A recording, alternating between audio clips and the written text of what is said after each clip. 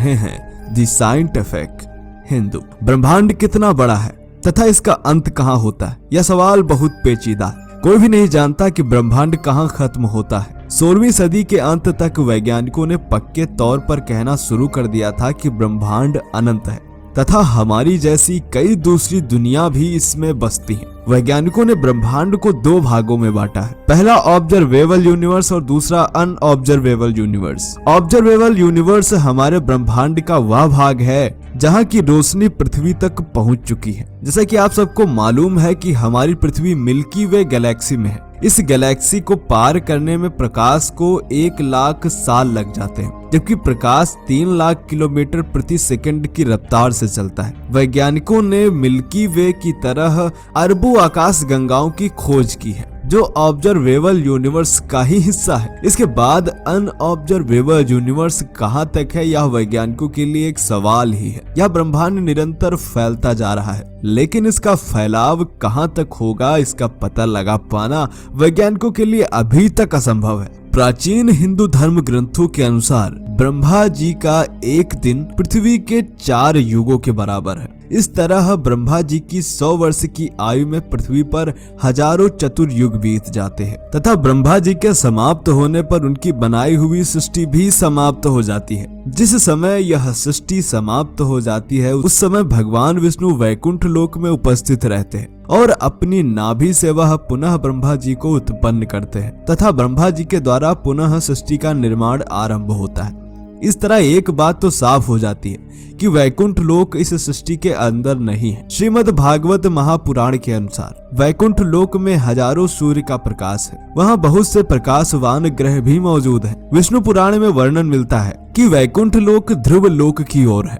ध्रुव लोक में भक्त ध्रुव का निवास है, जिनकी कथा आप सबने स्कूल की किताबों में भी पढ़ी होगी। प्रायः ध्रुव तारे को ही ध्रुव लोक माना जाता है, जो हमारी पृथ्वी से 433 प्रकाश वर्ष दूर है, यानी 4 पदम 10 नील 40 खरब किलोमीटर दूर है। गरुड़ पुराण के अनुसार पृथ्वी से वैकुंठ लोक जाने में सबसे पहले ध्रुव लोक ही पड़ता है। उसके आगे 12 करोड़ 29 लाख 53,800 किलोमीटर की दूरी पर महरलोक स्थित है, जहां महान पुण्यात्माएं निवास करती हैं। महरलोक से 24 करोड़ किलोमीटर आगे जनलोक स्थित है। यह स्वर्गलोक जैसा ही है। जनलोक से 99 करोड़ किलोमीटर के बाद तपोलोक आता है, जहां पर कठिन तपस्या करने वाले योगी निवास करते हैं। यह स्वर्गलोक का सर्वोच्च और सबसे पवित्र स्थान है। यहीं पर सभी देवता भी निवास करते हैं।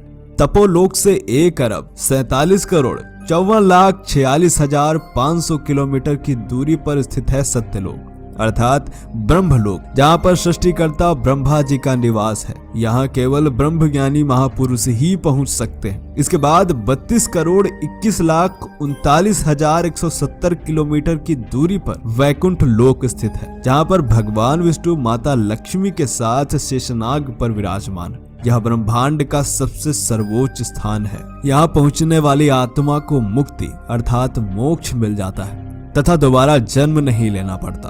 वह आत्मा भगवान विष्णु में समाहित हो जाती है अर्थात एकाकार हो जाती है। 84 लाख योनियों में भटकती आत्मा का अंतिम विश्राम यह वैकुंठ धाम ही है। यदि हम पृथ्वी से वैकुंठ धाम की दूरी की बात करें तो यह होगी 4 पदम 10 नील 40 खरब 3 अरब 15 करोड़ 78,000 किलोमीटर। यदि कोई मनुष्य सशरीर वैकुंठ लोक जाना चाहे तो वह असंभव है, क्योंकि यह केवल अध्यात्म के द्वारा ही संभव है।